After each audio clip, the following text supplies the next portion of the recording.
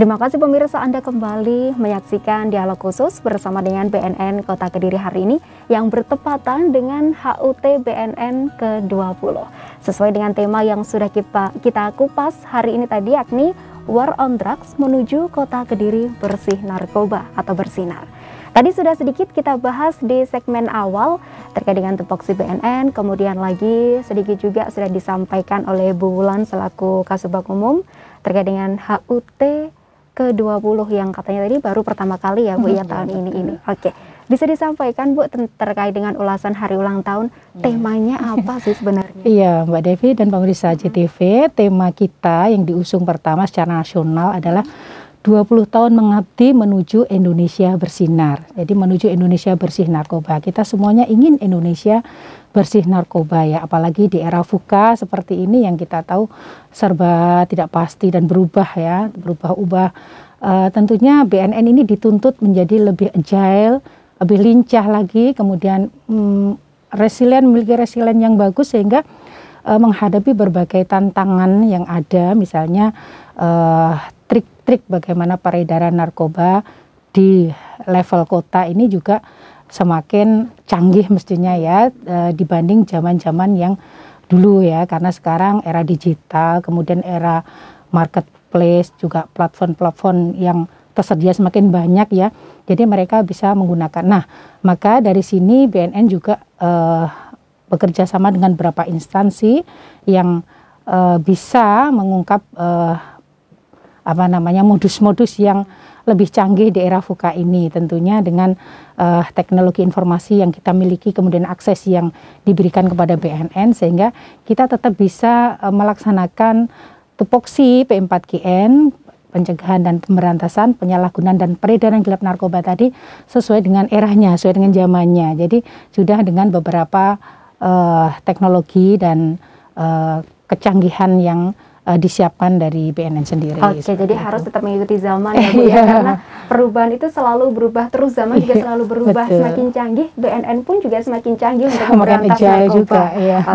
Oke, untuk terkait dengan HUT sendiri di BNN Kota Kediri ada kegiatan-kegiatan lain atau enggak Bu? Iya, di BNN Kota Kediri ada beberapa rangkaian. Jadi kemarin kita menyambut hari ulang tahun ini, kita ada senam bersama anti narkoba di kelurahan Bandar Lor, kemarin mengajak seluruh masyarakat, kemudian ada banyak door prize di situ. Kemudian pada hari lahirnya kita mengadakan virtual dari pusat ke seluruh BNN di provinsi dan kota, yang terpusat di Balai Lido, Balai Besar Rehabilitasi Lido Bogor, yang dipimpin oleh Bapak Kepala BNN sendiri. Tadi pagi kita virtual, kemudian kita juga setelahnya besok kita akan mengadakan MOU dan seminar ketahanan diri pada remaja, pada sasarannya adalah mahasiswa agar mereka tahan terhadap godaan penyalahgunaan narkotika ya, seperti ini. Dan kita juga meningkatkan keimanan dari para pegawai juga dalam rangka hari ulang tahun ini dengan melaksanakan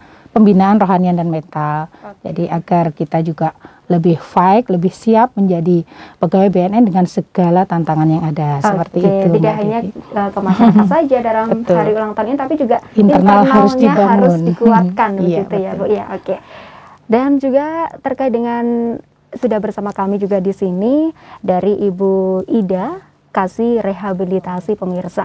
Ini juga akan kita kupas terkait dengan rehabilitasi. Mungkin banyak juga Bu masyarakat ini yang mengingatkan harusnya pengguna narkoba itu tidak harus dihukuman penjara, harus direhabilitasi begitu ya. Nah, ini sesuai dengan tupoksinya jenengan. Ini bisa disampaikan Bu peranannya dari bidang rehabilitasi sendiri seperti apa? Berbicara rehabilitasi itu memang gampang-gampang susah. Karena apa? Karena rehabilitasi itu berkaitan dengan penyalahgunaan narkoba, di mana di sebagian masyarakat penyalahgunaan narkoba itu dianggap sesuatu hal yang tabu. Jadi ada sebagian masyarakat meskipun mengetahui ada penyalahgunaan narkoba, itu mereka itu masih enggan untuk melapor ke BNN atau mengantar ke lembaga rehabilitasi, Mbak Devi. Tetapi untuk penanganan penyalahgunaan narkoba ini sebenarnya sudah melibatkan beberapa kementerian dan juga lembaga. Contohnya itu adanya surat dari Barreskrim bahwa untuk penyalahgunaan narkoba yang memenuhi syarat apabila ketangkep pihak yang berwajib, mereka itu tidak harus diproses hukum, tetapi dengan menggunakan restoratif justice. Di Kota Kediri ini sudah ada beberapa kasus di mana para penyalahguna narkoba yang terlibat kasus hukum ketangkep Polres itu tidak dilanjutkan proses hukumnya, tetapi diserahkan ke BNN untuk menjalani rehabilitasi. Selain itu ada juga penyalahguna narkoba yang sudah pada tahap persidangan, itu kemarin majelis hakim juga memutuskan yang bersangkutan untuk menjalani rehabilitasi. Oke, iya. Berarti memang melihat tadi ya, dengan syaratnya tadi ya, kalau memang untuk direhabilitasi ya akan diserahkan ataupun bekerjasama dengan BNN begitu. Siap. Dan untuk proses selama rehabilitasi gratis ya Bu ya? Kalau untuk BNN sendiri Mbak, jadi lembaga rehab yang ada di lingkungan BNN itu insya Allah gratis. Tetapi kan untuk penyelenggara rehabilitasi itu ada sebagian yang dari komponen masyarakat, dan itu memang ada yang berbayar gitu Mbak. Oke, iya. Jadi memang nanti ketika masyarakat ini juga ketika menemukan kasus di lingkungan sekitar, ini melapor ke BNN juga bisa ya Bu ya? Bisa. Oke, ya nanti untuk penanganan lebih lanjut. Nah, ini sebelum kita membahas lebih lanjut lagi pemirsa, ini ada istilah daripada terjadi lebih baik kita mengobati begitu ya. Ini juga berkaitan juga dengan Mbak Miftahul Khairiyah selaku penyuluh narkoba ya di BNN Kota Kediri. Mbak selama ini sebagai petugas penyuluh narkoba tentunya sudah terjun di masyarakat di mana-mana gitu ya di Kota Kediri. Selama ini peranannya bagaimana Mbak kegiatannya? Iya, untuk menjalankan tusi P4GN sendiri, Mbak Devi dan pemirsa JTV, BNN tentu tidak bisa bergerak sendiri. Selama ini kita menggandeng seluruh komponen masyarakat, mulai dari instansi pemerintah, kemudian lingkungan pendidikan, kemudian kelompok masyarakat, bahkan instansi swasta atau dunia usaha juga semua kita libatkan. Karena sejauh ini BNN menggunakan 3 pendekatan Mbak untuk mencegah dan memberantas narkotika. Kita menggunakan soft power approach, jadi lewat pendekatan-pendekatan yang sifatnya humanis, lewat program-program pencegahan, baik melalui edukasi maupun penyebaran informasi pada masyarakat tentunya, dan rehabilitasi. Kemudian hard power approach, jadi pendekatan-pendekatan yang dari sisi pemberantasan, jadi dicegah tapi juga diberantas, jadi dua-duanya jalan. Kemudian yang terakhir kita juga melakukan pendekatan dengan smart, jadi kita menggunakan media-media karena kami sadar di era VUCA ini kan semuanya berjalan dengan cepat dan serba tidak pasti. Kita tidak tahu besok yang akan terjadi apa, sehingga kita juga harus lebih cerdas. Nah, untuk itu program prioritas nasional di BNN sekarang ada 3, Mbak Devi dan pemirsa GTV. Yang pertama adalah Kelurahan Bersinar atau Bersih Narkoba. Yang kedua adalah Ketahanan Keluarga, dan yang ketiga adalah Teman Sebaya Anti Narkoba. Kenapa ini menjadi salah satu program kami prioritas BNN? Karena kami sadar Mbak bahwa untuk menuju Indonesia yang bersih narkoba itu hampir tidak mungkin kalau tidak dimulai dari keluarga. Sehingga kunci utama dari semua program pencegahan ini ada di keluarga. Dan ini bisa keluarga ini bisa dibentuk, ketahanannya harus didukung dengan seluruh komponen yang ada di keluarga itu.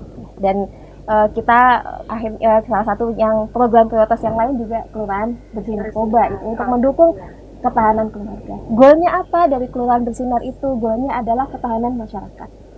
Karena BNN sadar, sebenarnya masyarakat itu sudah tahu bahayanya narkoba. Tetapi mereka tidak mampu menolak ketika godaan, ketika masalah, atau mungkin menghadapi satu problem yang memaksa dia atau menyudutkan dia untuk pakai narkoba. Sehingga yang perlu ditingkatkan adalah imunitasnya.